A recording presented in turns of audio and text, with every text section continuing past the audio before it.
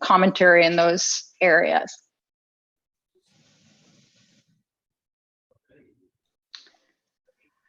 Okay, so we'll just start with a little background. Hold on one second. I want to see if I can.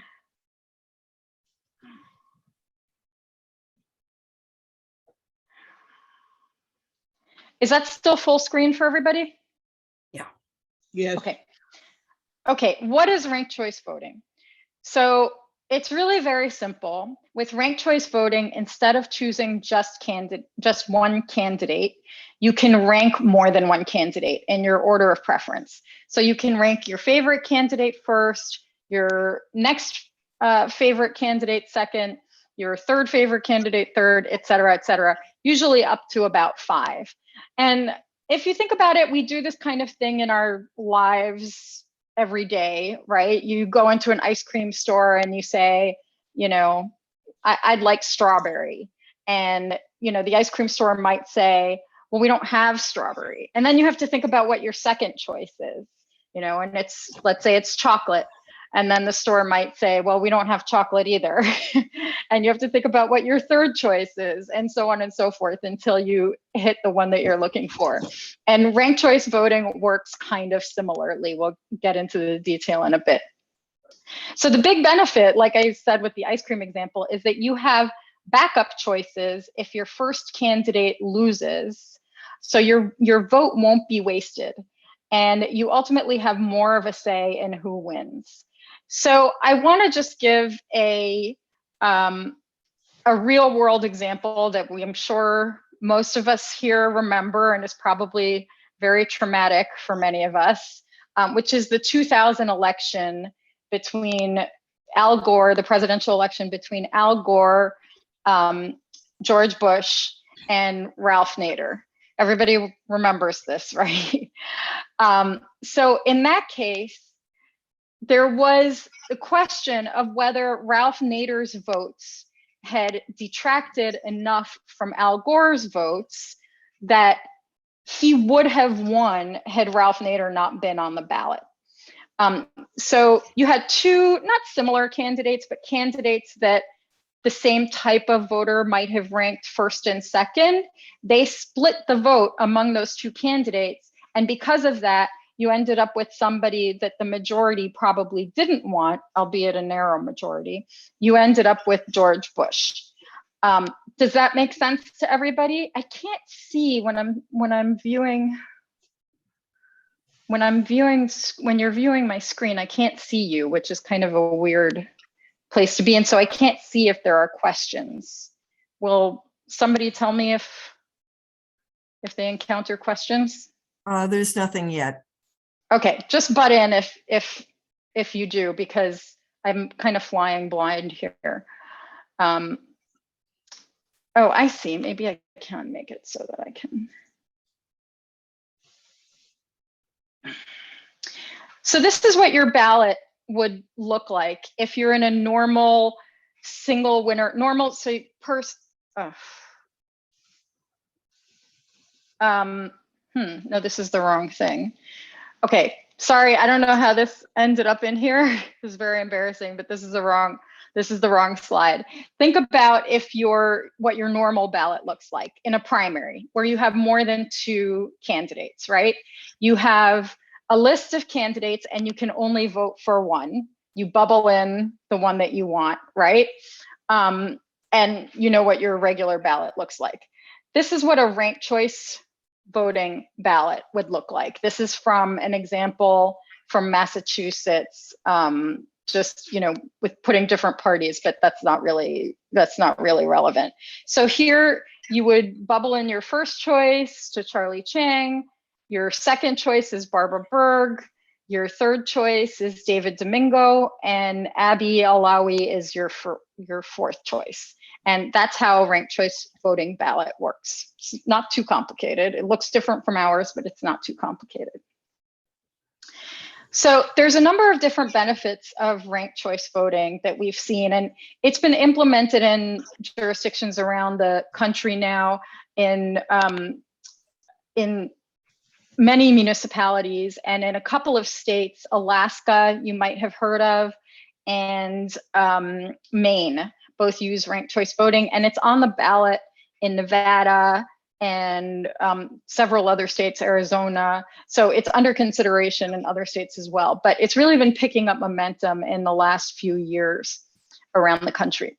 So the first and most obvious benefit is that it eliminates the spoiler effect. And that's what we were just talking about, right?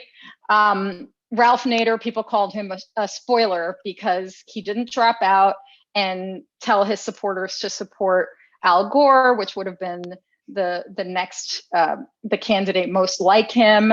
He just sliced off that percentage of votes and George Bush ended up winning. You wouldn't have that problem with ranked choice voting. Similar things have come up, say, with Kyrsten Sinema, if you've heard about that, that she's threatening to act as a spoiler for the Democrats if she runs as an independent and draw votes away from the Democrats.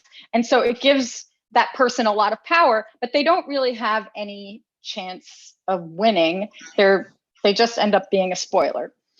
The upshot of that spoiler effect is that people can be concerned about voting for a candidate like that. They won't necessarily want to vote for the person that they like the most because they're worried that they'll be wasting your vote. And this is a conversation that I've been having with a lot of people who are voting in the Chicago mayoral election right now. They might like someone that they consider a bit more of a long shot, like, Cam Buckner or Brendan Johnson, but they're concerned that if they vote for that person, they'll be throwing away their vote because they don't, necessarily have a real chance of winning. Although in this mayoral election, really, who knows? And that their vote won't count. So they have to sort of act as political strategists and figure out who is the person that's most likely to win that I can also live with. And this is where you get the idea of being forced to choose between the lesser of two evils, right? And it just shouldn't have to be this way. You shouldn't have to be a political strategist to vote. You should be able to pick who you like, even if they're not the most conventionally electable, and not feel like you're wasting your vote, because you can also pick somebody that may be more conventionally electable for your second or third choice. If you want to vote for Ralph Nader, vote for Ralph Nader. You can still vote for Al Gore second, and not worry about throwing away your vote. Probably because of that effect, and for other reasons too that we'll get into when we talk about multi-winner ranked choice voting. Ranked choice voting can increase diversity among the candidates who run and the candidates who win. And the reason is that you might have a candidate who's a little less conventionally electable, like we talked about. And often these are women or people of color who might tend to have less money, who might tend to be less connected to the political establishment, or have access to big donors. So they might be afraid of running or think that it's not worth it because people aren't going to want to risk voting for them and risk wasting their vote because they think they don't have a real shot of winning. So I've talked to candidates who have encountered this effect. They come in, they're maybe political outsiders. They talk to voters and the voters say, I'd really love to vote for you, but you're a long shot and I don't want to risk wasting my vote on you. So by getting rid of that effect, ranked choice voting can actually increase diversity among the people who run and the people who win. And that's been shown in studies over the past decade or so. And again, it increases diversity in more direct ways when you're talking about multi-winner ranked choice voting, which is what you would have in Highland Park. But don't worry about that. We will talk about that in a little bit. The other benefit is that it can eliminate primaries or runoffs. So for example, I don't know if you followed it, but we are pushing for ranked choice voting in Chicago right now. And if it did pass, and it's just the very, very beginning of this process, it would eliminate the primary. So we have this crazy primary going on right now, or it could eliminate the primary. You don't have to, but you can get some benefits from doing it that way. So basically, everybody would rank their choices. Let's say Cam Buckner first, Lori Lightfoot second, Willie Wilson third. And after the votes are tallied, it would go into what's called an instant runoff. And we'll talk about how that works in a bit when we talk about the details about how it works. But that's a big advantage to eliminate primaries. First of all, it saves money. And secondly, it can it can lower the cost of running campaigns because you don't essentially have to vote for run two elections like you do now, a primary and a general election. And it can increase voter participation because, first of all, the more elections you have, the less likely people are to vote in them. And also, you don't have usually there's some drop off either before the primary or the runoff. You'll have more people voting in the primary, and then there'll be fewer people voting in the runoff. Or in Evanston, for example, where we had this issue, not in this past mayoral election, but 2 elections ago, we had only about half the people voted in the primary as voted in the general election. So you had only half of people making this very big decision of who to advance to the runoff. And you can see that in primaries now for Congress, for example, or for state legislature. Primaries for state legislature have very low turnout, for example, and in that case, you have a very small slice of the electorate making a really big decision for everybody else. The other advantage is that it's more democratic because of the instant runoff system, because of the way the votes are tallied. It ensures winners have majority support. And because of that, it's less divisive. It rewards consensus builders because people want to reach across to different candidates' supporters so that they can gain second or third choice votes. I think somebody might not be on mute. Okay, so I'll go into these in a little bit of depth. So more democratic. Here again, we're looking at the Chicago mayoral election in 2019. This was round 1, whether you want to call it the primary or however you want to call it. Toni Preckwinkle and Lori Lightfoot advanced to the primary with 16% and 17% of the vote. So those are very small slices of the electorate. And it essentially means that more than 60% of voters did not vote for either of these 2 candidates. We don't know who they would have voted for if they had ranked choice voting. Maybe they would have voted for them for second or third choice, and eventually they could have gotten majority support. But at this point, all we know is that 60% of people didn't vote for Toni Preckwinkle and Lori Lightfoot, and yet those are the 2 that are advancing to the runoff, where everybody is going to be forced to choose between them. So with ranked choice voting, we don't have that problem because whoever wins will have majority support because of the way that the rankings work. Civility. So this has been shown in studies that ranked choice voting increases civility, increases voters' perception of the civility of campaigns. You actually get situations like this where candidates are co-campaigning, that vote for me and vote for me first and vote for Mark second, or vote for me second and vote for Mark first. You get less divisiveness because candidates don't want to alienate the supporters of their competitors. They want, even if their competitor supporters aren't voting for them first, they want to get their second or third votes. So they're going to try not to alienate those supporters. And what that does is not only increase civility in campaigns, but it rewards consensus builders. It rewards people who can appeal to a broader swath of the electorate instead of just some small base that they can get really energized and worked up with divisive rhetoric, where it rewards people who then, when they get into office, will be able to bring people together to get things done.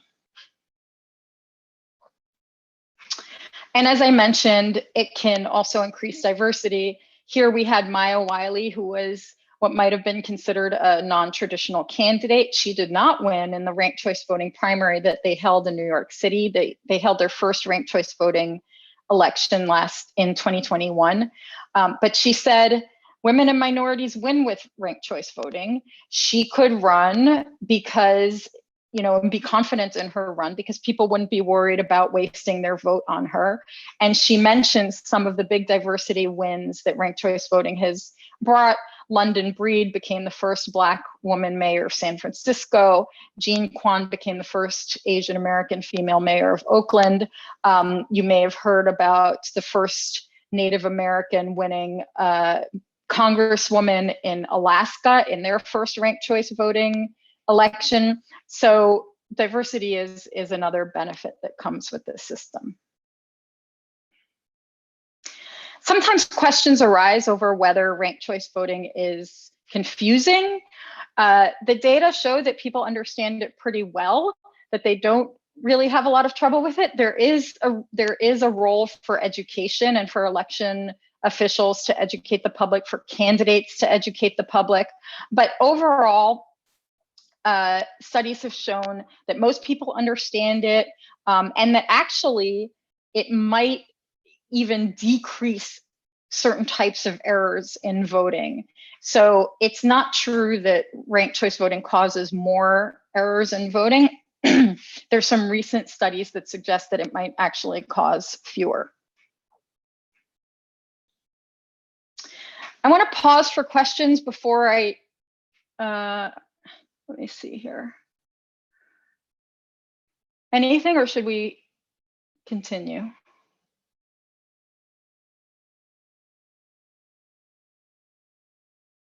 Carol, do you want to unmute so that you can ask the questions? Oh yeah, there's some questions now. Okay. How many states are incorporating ranked choice voting? I know it's by jurisdiction.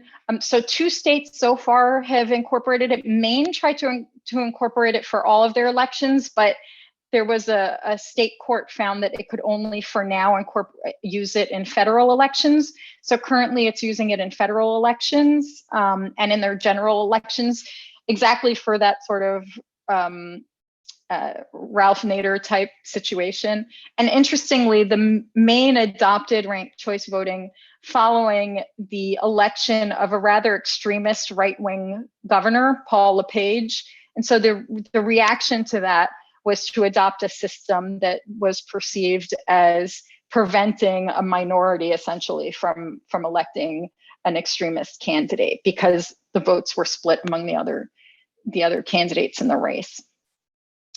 What would it take for ranked choice to be adopted statewide?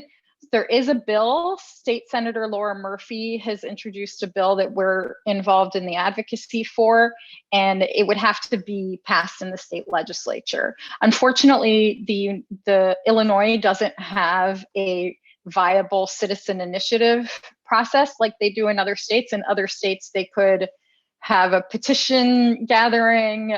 They could gather enough signatures to put something on the ballot. We don't have a viable path for that in Illinois, so this would have to go through the legislature. For cities, it would, for home rule cities at least, it would be like it was in Evanston, where the city council would have to put it on the ballot and then you would vote on it in referendum. And in Evanston, actually, it passed in November with 82% of the vote. So really kind of beyond our wildest dreams, it had overwhelming support. In the state, by the way, there's the possibility of passing ranked choice voting with pilot programs for certain types of elections. Like, for example, you could have it for presidential primaries and not for other elections. And that's sometimes perceived as an easier way to go because it wouldn't it wouldn't impact the state legislators' elections or local officials' elections. And so they might be a little more willing to take a chance on that. Does ranked choice voting become helpful when there are more than 2 people running for one position? Yes, that's the way it's usually used. So for 2 people, you don't really need ranked choice voting. It's just, whoever gets a majority. But when you have more than 2 people, that's when it comes in handy and you get the potential for that vote splitting and those undemocratic results. How do the political parties respond to ranked choice voting? It used to be a pretty nonpartisan issue. Reformers on both sides of the aisle were interested in it. There is some trepidation, I would say, on both sides of the aisle, because once you start getting into using it in general elections where there's multiple parties competing and maybe empowering third parties, because people won't be so afraid to vote for a third party candidate if they're not worried about their candidate losing, then oh, sorry, I was looking at the next question. Then parties might be a little concerned about the impact on party strength. What we've seen is this has slowly kind of become a more progressive issue, with Republicans in some places starting to oppose it. Sarah Palin, for example, who lost Alaska's first ranked choice voting election last year, called it liberal nonsense or something like that. You don't overseas and military on the map. Okay, that's because in some places they use ranked choice voting for overseas and military so that overseas and military voters don't have to go through the trouble of voting twice and sending their ballots, on a long trip overseas. Because it provides an instant runoff, they only have to vote once. And so because of that, there are places that allow ranked choice voting for overseas and military and not for other types of voters. Oh, allowing ranked choice voting for overseas and military is actually an option in Illinois. As far as we know, the only jurisdiction that currently does it is Springfield, but other jurisdictions do have the option of doing it. They just haven't, because the issue honestly just hasn't really been on the map. Anything else before I move on to the nuts and bolts of how this works?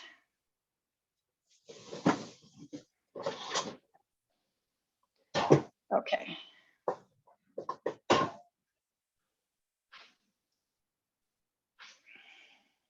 Oh, I put Evanston. You can see Evanston is quite a lot bigger than it should be by population. We're much bigger than New York City here because we were very excited to get that win in November.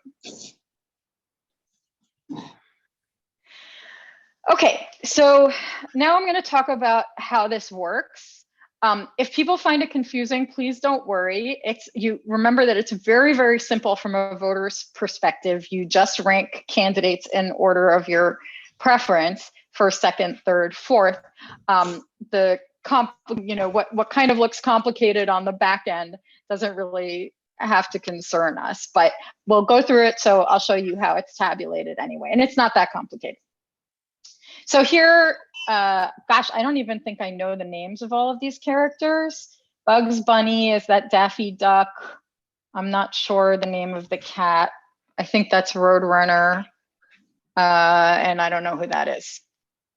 I probably should have looked them up, but I don't know. These aren't my characters. So in the first round, what you do is tally up the first choice votes, okay?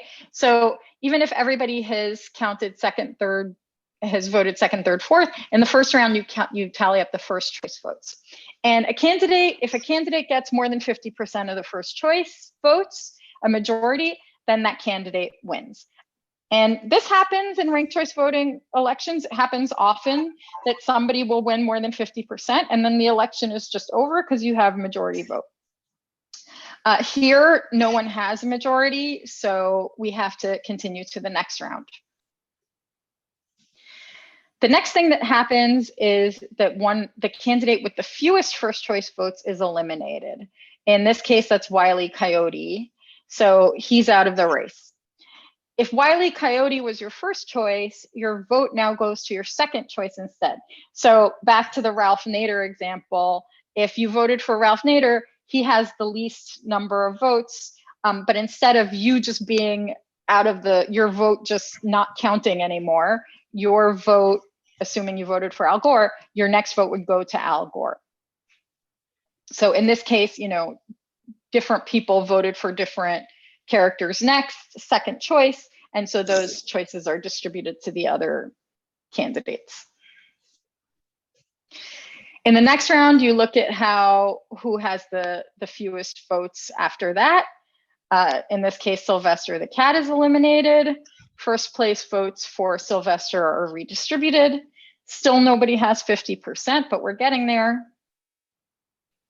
Finally, Roadrunner is eliminated.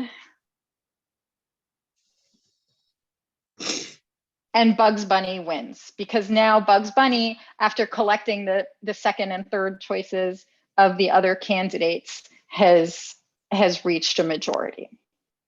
Any questions about that? Alisa, someone asked a question. Can you hear me?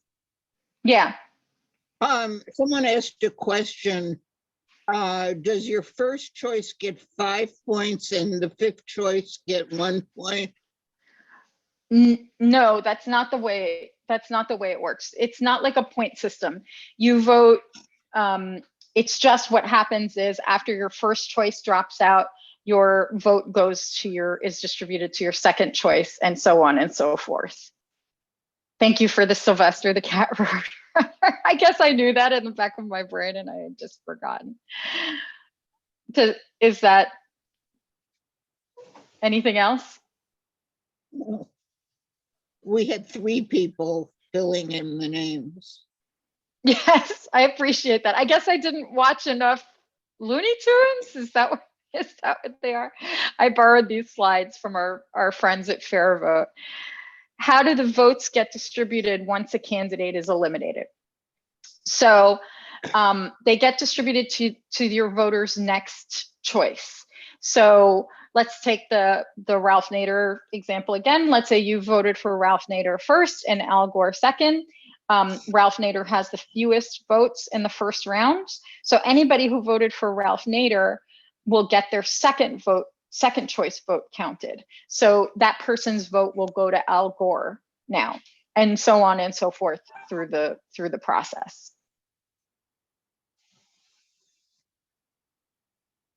Anything else? No. Oh, one more. How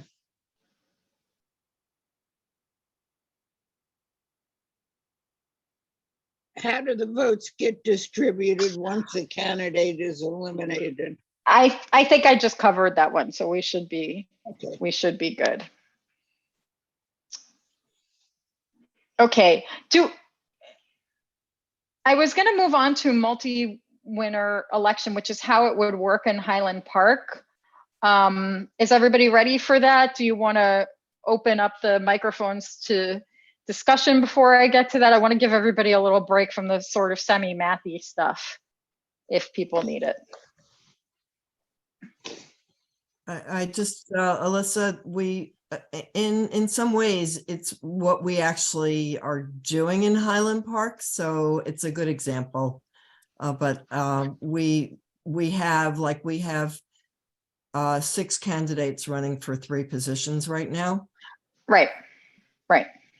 Okay, so I'll talk about multi-winner then. What I just discussed, that would apply to your mayoral election in Highland Park, where there's only one winner. And it would apply to Evanston's elections because Evanston doesn't have at-large city council members. It has districts, like wards, basically. So we have a single member district. So we will hold multiple ranked choice voting elections, but each one will only have a single winner. So in Highland Park and a lot of other municipalities in Illinois, it's a multi-winner. So that's what I'll discuss next. And it's a little bit more complicated. Okay, so in a multi-winner election, your ballot will look very similar. You can vote, first, second, third, fourth, fifth. This is Simpson characters instead of Looney Tunes. So nothing really new there. The main difference is how the votes are tallied. And this is a race with 3 open seats. So that will be helpful because that's what you're facing in Highland Park, right? So again, just like with single winner ranked choice voting, a candidate can win on first round. With multi-winner ranked choice, there's a threshold that's determined by the number of seats that are available. And in the case of where 3 seats are open, a candidate with 25% is sure to win. And there's a simple formula for how you arrive at that threshold. So for 3 seats, you have to get 25%, just a little more than 25% to win. So we have 1 winner on first choice votes here, and Lisa Simpson is declared the winner. So of course, she's always the smartest one. So Lisa will definitely end up on the city council. Then what happens in a variation on what we saw earlier is that the winner's excess votes are redistributed. We don't want to waste any votes. And if in a regular system, if Lisa had more votes than she needed to win, then those votes would just be wasted. But here what we're going to do is redistribute them to the second and third, et cetera, choices of the people who voted for Lisa. So these votes get redistributed like this. So if somebody put Marge second, some of her votes would go to Marge. Somebody put Bart second, some of those votes would go to Bart, et cetera, et cetera. We still need 2 more trustees. So the candidate with the fewest votes is eliminated. And in this case, that's Mr. Burns, of course, because he's the mean one. And then his votes would get redistributed to those voters' second, third choices, et cetera, et cetera. We still have seats to fill. 1 more candidate, Bart, is eliminated. Those votes get redistributed. And now we have, that puts Ned and Marge over the 25% threshold. And we have our 3 new trustees, Lisa, Marge, and Ned. And the great thing about multi-winner ranked choice voting, and many people think it's even better than having single districts like we have in Evanston, is that you really do, if the council is big enough, if there are enough representatives, you are likely to get roughly proportional representation. So if you have groups that have similar interests, whether those are ethnic, socioeconomic, environmental, based on whatever other issue, if you have a cohesive group like that, they're likely to be represented in rough proportion to their numbers in the electorate. And so this type of system, this ranked choice voting for multi-winner elections, is being used to respond to some voting rights lawsuits that have found that the type of system in Highland Park can sometimes be dominated by the majority, often white majority, but it depends on where you are, where because they can vote for, a majority group can vote for all the candidates, they can totally dominate the election and get all of their candidates in, and minority representation ends up losing out. So this is just a recap of the advantages that we talked about. Ranked choice voting enables voters to vote their true preferences instead of trying to guess who's going to win. It enfranchises minority groups, promotes diversity, and encourages civil campaigns and governing. And that's a good place to stop sharing my screen. And open up to discussion if people have any other questions.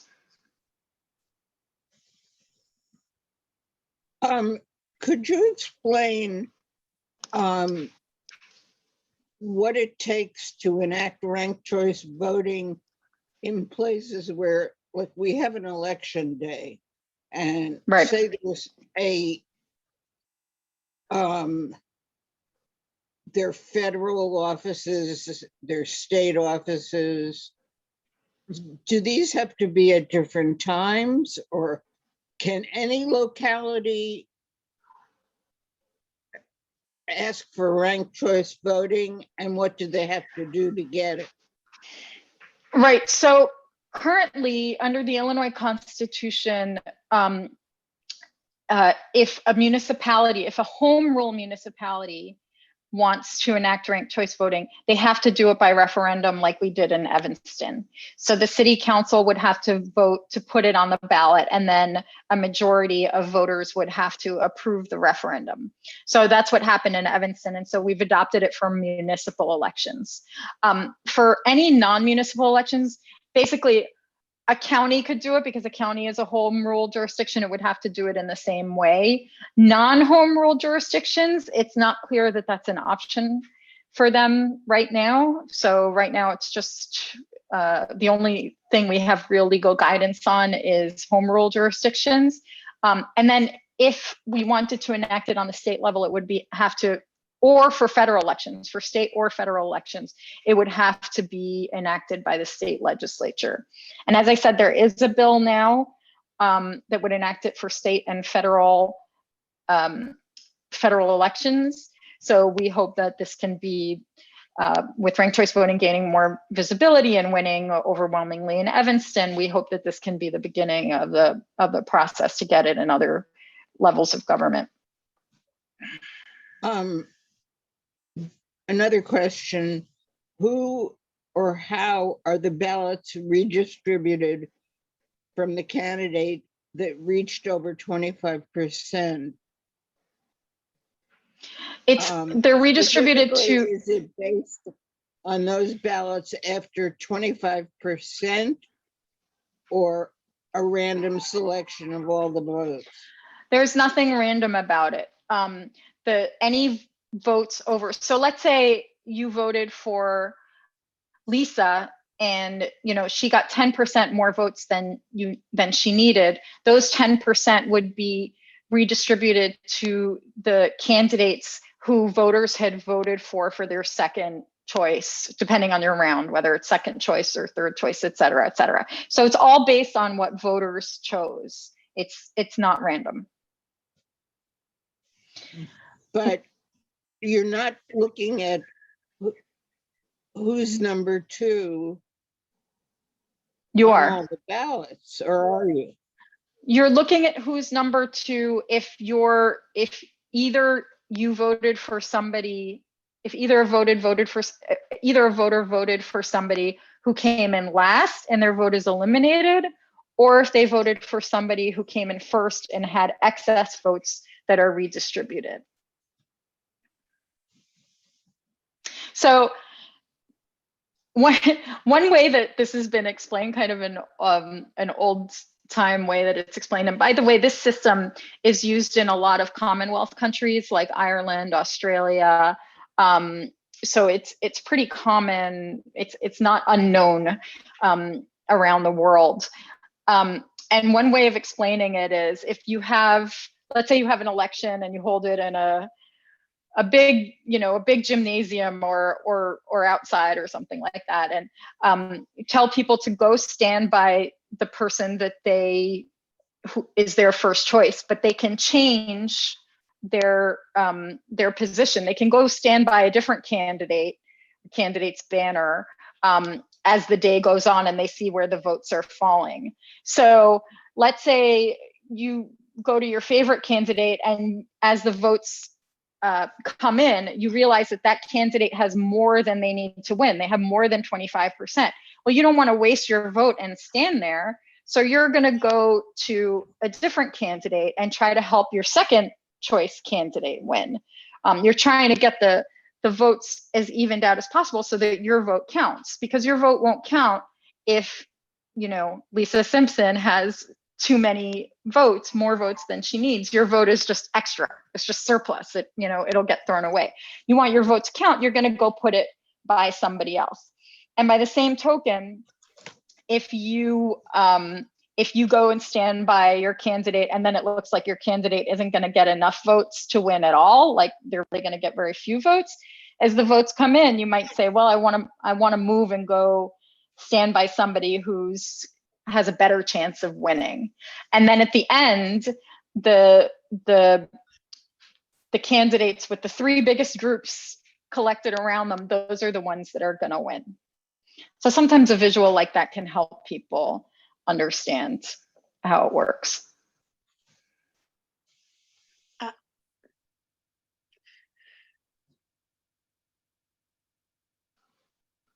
Yeah.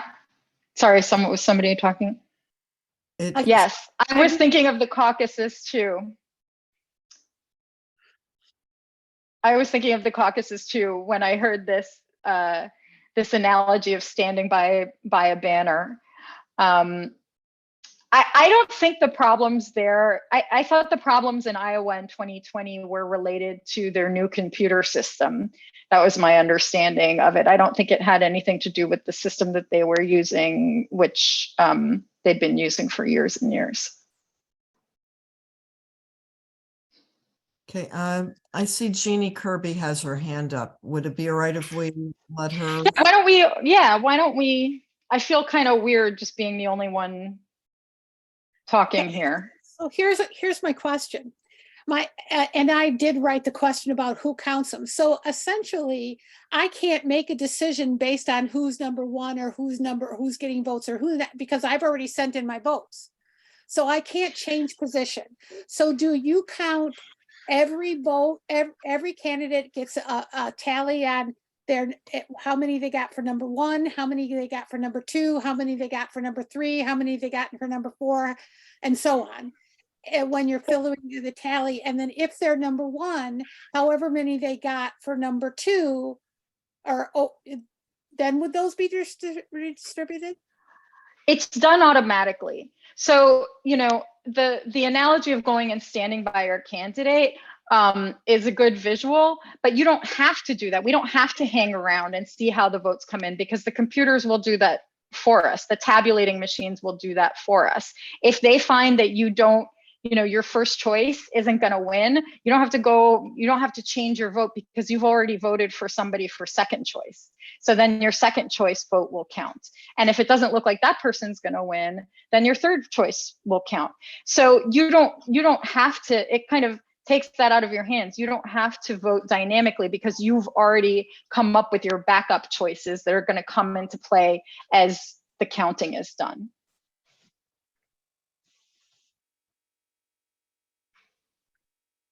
Then I hate to ask another question, but then how do you decide which of the votes that rank that candidate that won and got over 25%, which of those votes would then be taken out of that 25% and put into whoever they rank to? Because my number 2 isn't the same of anybody else's number 2, potentially. Oh, it's actually done by a percentage. You know what, if you send me your email, I can send you more detail about how that's done.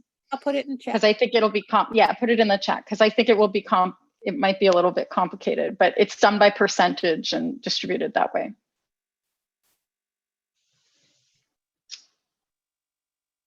Any other questions? How are people? Oh, hanging chads. Oh my God, I still have nightmares about hanging chads. Were you going to read that question, or was there going to be another question, Carol? Go ahead. The same way you would handle it in a regular election, which means that sometimes it's a problem. Ranked choice voting, recent studies have shown that it can reduce undervotes, which is like, you know, when your pencil didn't poke through the Chad, for example, because you have multiple shots at voting. But it's not going to solve your ordinary problems of voting if somebody, you know, didn't fill in their bubble, et cetera, et cetera. You're still going to have those problems.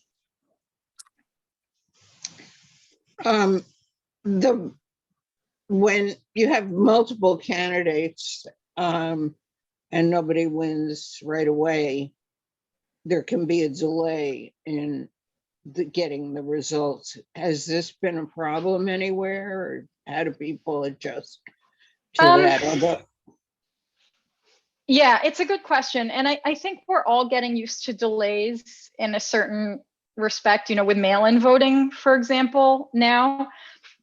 And we may just have to adjust expectations, voters' expectations about when results are going to come in.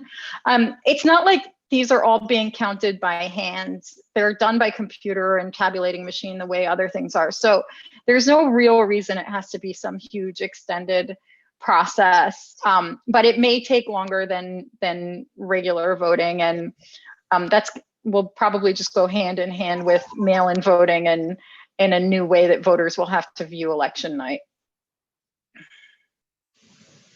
But in many elections, you'll still know the same night, for example. It will, it may depend on the complexity or may take a little longer.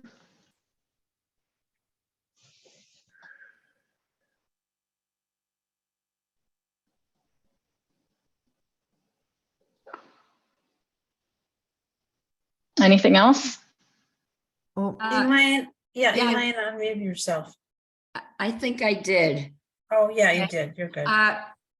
The tabulation appears, it's done by machines, as you said, a computer. It does seem to be complicated, though. I mean, how does that eliminate maybe some fraud or waste or something? Because you still have mail-in ballots and things like that. How is the computer composed? It just seems so complicated. You're not just counting. You're multi-counting in a way. Do you know what I mean? Yeah, it's not that complicated. Especially for a computer nowadays. I mean, ranked choice voting software is available for most modern voting machines. And it's a very simple program compared to the things that computers can do nowadays. Mm-hmm. So that's not really a concern.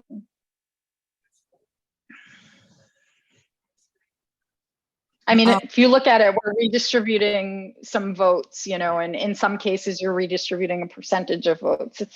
It's not like it's, high math. Nancy, did you have a question? yeah, you said that to get to state and federal level to do ranked choice voting, that it would have to be the state legislature that would determine that? Yeah. Okay, so is that, if that's determined by a legislature this year, and next year, 2 years from now, that legislature changes its mind because of the composition of the legislature, what happens? They would just go back to the old way of voting. Like I said, this is software that's available on most modern election machines. And so you can activate it and deactivate it. It's not like you need all new equipment to run a regular election on a ranked choice machine. And, in fact, most, like in Evanston, for example, there's going to be different types of elections depending on the office. We're going to vote for county officials without ranked choice voting and municipal officials with ranked choice voting. And the election authority is going to have to do that. If you think about it, they're already used to running different types of tabulations because they have, when you vote for school board or metropolitan water district, you vote for multiple candidates, and then you vote for one in a different type of office. So elections are already fairly complicated. It's not going to add, an exponentially big layer of difficulty. Yeah, I don't think I was really looking at difficulty. I think I was looking more at the temperament of a legislature to able Yeah. ability to, let's say, choose the governor in that way, or the federal government. So that was really what the nature of Yeah. Yeah, you would have to go back. I think I'm trying to remember if Maine actually ever actually held state, because initially they adopted it for state elections as well as federal elections. And I'm trying to remember if they ever actually ran state elections with it and then had to stop after the court decision. I think I wouldn't put money on it, but I think they did. So it's a reversible decision, you know, and unfortunately, yeah, legislatures can change their mind. That's maybe an advantage that a referendum might have, although referenda are reversible as well. So it's possible that they don't like the results and they change it. Sure, you know, they feel it's weakening their control. There's a good argument to be made that ranked choice voting in state primaries, for example, could let's say, liberate elections to a certain extent from machine politics, because usually you have one machine candidate, and you know the sort of anti-establishment vote is split among multiple candidates, and because that vote is split, the machine candidate benefits. And so you know the establishment might feel like this you know undermines a little bit of their control. It's Yeah. definitely possible. Yeah, I was wondering about that. Thank you. Yeah, I've seen elections where that happens. You probably have too, if you think about it. Yeah, Marlene. I was just wondering if the popularity of it, does it go by party line? Are the Republicans or the Democrats more in favor of this? I would say there has been bipartisan support in a lot of places, and it's not just blue states that have had it. New Mexico, Nevada, you know, Santa Fe recently enacted it. I guess if you look at the cities, it's probably mostly progressive cities at this point, but Maine isn't exactly, you know, a deep blue state, and neither is Alaska. So we've definitely seen it adopted in purple or even red areas. I do think that there are certain results, like the Alaska election, where you had a Democrat winning the congressional seat. There's been some pushback maybe a little more pushback among Republicans, saying this is this newfangled progressive thing or something like that. But there's nothing inherently Democratic or Republican about it. It can help or hurt both parties equally. So it's like the environment sort of. Huh? But I was wondering, a little political, but I was wondering if if it's reason why it hasn't been adapted, is it just knowledge? People aren't aware of it. It's relatively new, not to the world and not even to America. They've been using it in Cambridge, Massachusetts, for example, for 50 years or longer. And as I said, they've been using it in Australia and other parts of the British Commonwealth for decades. But in the United States, it's still relatively new. I think there's also a resurgence. There's a surge of interest in it because people are very frustrated with polarization and division right now. And if you look even in Evanston, which is deeply progressive, we've had our share of divisive politics, and I think people are hungry for reforms that can help address that and nurture a different kind of politics. And when it comes to partisan polarization, if you look at the Alaska election, for example, they held a nonpartisan primary. So multiple Republicans were running along with multiple Democrats. And the result there is that a Republican, for example, may not feel like they have to play only to their extreme right wing, because they're also competing with Democrats in an open primary. And so, and the same thing for Democrats, so because there's an incentive to appeal to a broader segment of voters instead of just a narrow base. If you're in a split primary with 5 candidates or 6 candidates, you only have to get 18% of the vote So you only have to focus on motivating that small slice of the electorate. If all of a sudden you need to get majority support in the form of of second and third and fourth votes, then you have to play a different kind of campaign. So I think the potential effects on polarization and on divisive politics have driven a lot of the recent interest in ranked choice voting, and also interest in increasing diversity and improving representation. Thank you. If the House Speaker vote used RCV, it would have been over in a day. Yeah, exactly. It was a great advertisement for ranked choice voting, the Speaker vote. I totally agree with that. Have any Illinois legislatures introduced legislation? Yes, Senator Laura Murphy has. So, and we are supporting that legislation and involved in it as it goes through the process. Do we know how many other legislators are co-sponsoring, or is it just her? Not yet.